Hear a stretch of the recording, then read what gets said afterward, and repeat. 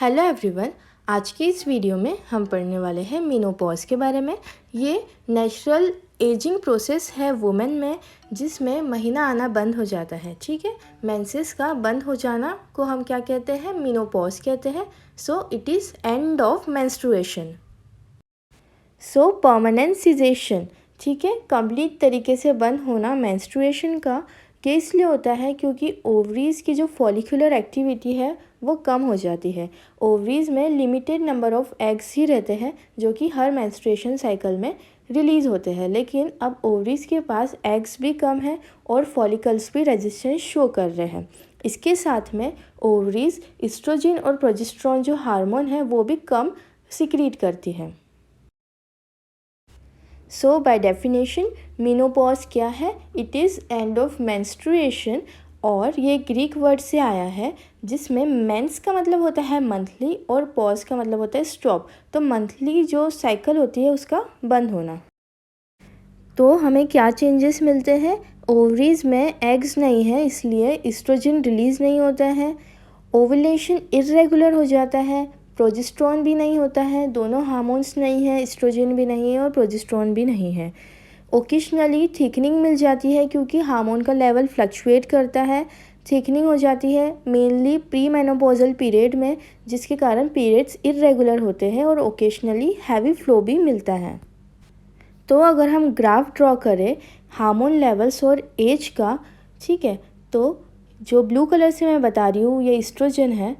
20, 30, 40 years में ये ज़्यादा रहता है और 45 तक आते आते ये कम हो जाता है। प्रोजेस्टेरोन भी पहले ज़्यादा रहता है और फिर कम हो जाता है। ये डायग्राम के थ्रू हम समझेंगे कि जो यंग यूट्रस है रिप्रोडक्टिव एज का यूट्रस है, और old uterus means menopausal period जो कि 45 से 50 ईयर्स ऑफ एज में रहता है, इसमें हम कैसे डिफ्रेंशिएट क्या क्या चेंजेस आते हैं। तो जो यंग यूट्रस है under the influence of oestrogen and progesterone, इनकी इलास्टिसिटी अच्छी रहती है वेजाइना और इन सब की। लेकिन जब एस्ट्रोजन और प्रोजेस्टेरोन नहीं है तो क्या होता है, जो मेम्ब्रेन्स है वेजाइना की, वल्वा की और सर्विक्स की, वो बहुत पतली हो जाती है। ठीक है, तो थीनिंग हो जाती है मेम्ब्रेन्स की of vagina, cervix and vulva. इसके अलावा जो वेजाइना की इलास्टिसिटी है उसका लॉस हो जाता है। वेजाइना में ड्राइनेस आ जाती है क्योंकि सर्वाइकल सिक्रीशंस भी कम हो जाते हैं और जो पीरियड्स हैं वो इर्रेगुलर हो जाते हैं। चलिए अब हम बात करते हैं सिम्टम्स क्या आते हैं मेनोपॉजल पीरियड में। तो ये एक लेडी मैंने ड्रॉ करी है जिसका मेनोपॉजल पीरियड चल रहा है। इसकी एज अराउंड 50 ईयर्स है।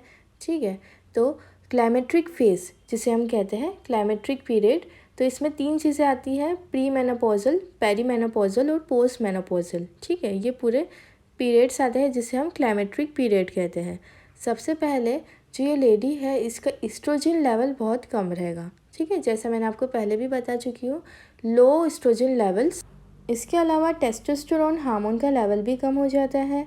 और जैसा मैंने आपको पहले भी बताया कि वेजाइना की जो मेम्ब्रेन है सर्विक्स की और वल्वा की, उनमें थिनिंग हो जाती है।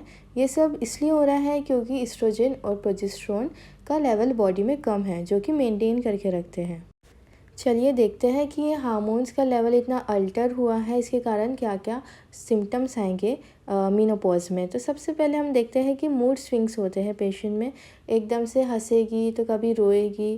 ठीक है, छोटी छोटी बातों पे रोना आ जाएगा। तो इस प्रकार के मूड स्विंग्स मिलते हैं।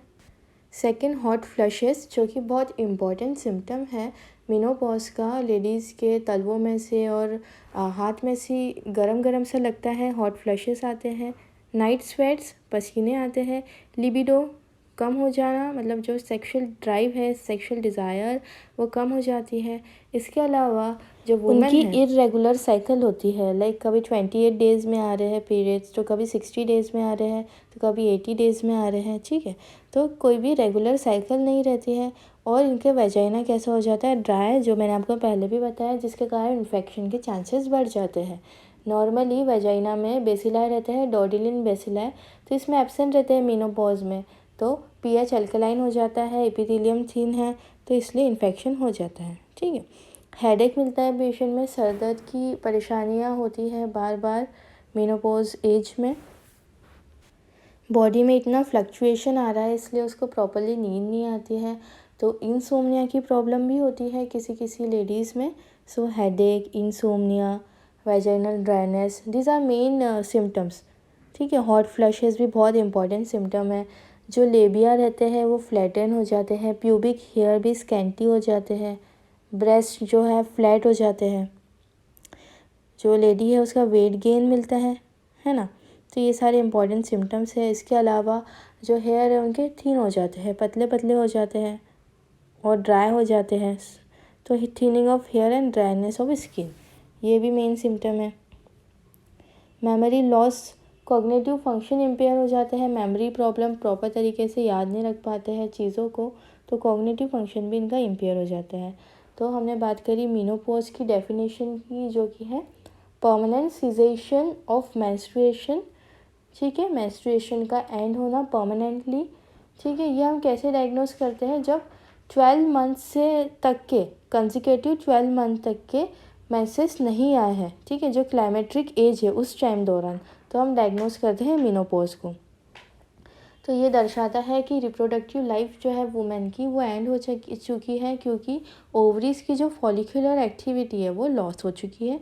इसके अलावा हमको सारे हार्मोन का लेवल भी कम मिलता है, एस्ट्रोजन और प्रोजेस्टेरोन का।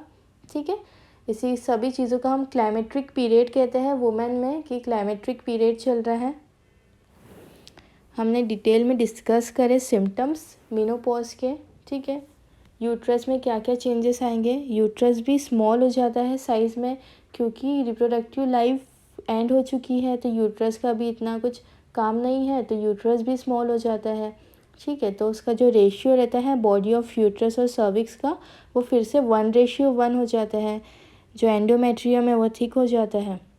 ठीक है, तो ये सारी इंपॉर्टेंट फाइंडिंग्स है जो हमको मेनोपॉज में मिलती है ना। और इसके अलावा हमने देखा कि बॉडी और सर्विक्स का रेशियो कितना हो गया है, 1:1। ठीक है, यूट्रस कैसा हो गया है, स्मॉल हो गया है। जो फैलोपियन ट्यूब है वो एट्रोफाइड हो गए हैं, मतलब उनकी साइज़ की जो सेल की जो साइज़ है वो कम कम हो जा रही है, वो श्रिंक हो जा रहे हैं। डॉडिलिन बेसिलाई जो नॉर्मली पीएच मेंटेन करते हैं वेजाइना का, एसिडिक पीएच, वो अब नहीं है, इसलिए अल्कलाइन पीएच रहेगा, जिसके कारण इन्फेक्शन के चांसेस ज़्यादा रहेंगे। जो सर्वाइकल सिक्रीशंस है वो भी कम हो जाएंगे, क्योंकि एस्ट्रोजन जो मेंटेन करके रखता था उसका लेवल कम है। बोन्स में हमें क्या चेंजेस मिलेंगे, बोन्स में ऑस्टियोपोरोसिस की एक्टिविटी हमें मिलेगी। तो ऑस्टियोपोरोसिस इसलिए मिलेगा, मतलब खोखली हो जाएगी बोन्स, जल्दी से फ्रैक्चर हो जाएगी, फ्रेजाइल हो जाएगी, क्योंकि एस्ट्रोजन कम है। और एस्ट्रोजन कम है इसलिए ऑस्टियोब्लास्टिक एक्टिविटी, मतलब बोन फॉर्मेशन की एक्टिविटी वो भी कम है। बात करते हैं कार्डियोवैस्कुलर सिस्टम की। तो कार्डियोवैस्कुलर सिस्टम में एस्ट्रोजन जो प्रोटेक्ट करके रखता था वुमेंस को कि कोई कार्डियोवैस्कुलर डिजीज़ ना हो, क्योंकि इसका काम क्या रहता था, ये जो हाई डेंसिटी लिपोप्रोटीन है HDL उसको बढ़ाता था, जो कि गुड कोलेस्ट्रॉल है, और LDL जो है बैड कोलेस्ट्रॉल है। लेकिन मेनोपॉज के बाद एस्ट्रोजन हार्मोन तो है ही नहीं बॉडी में, इसलिए तो चांसेस इंक्रीज़ हो जाते हैं CVS डिजीज़ेस के।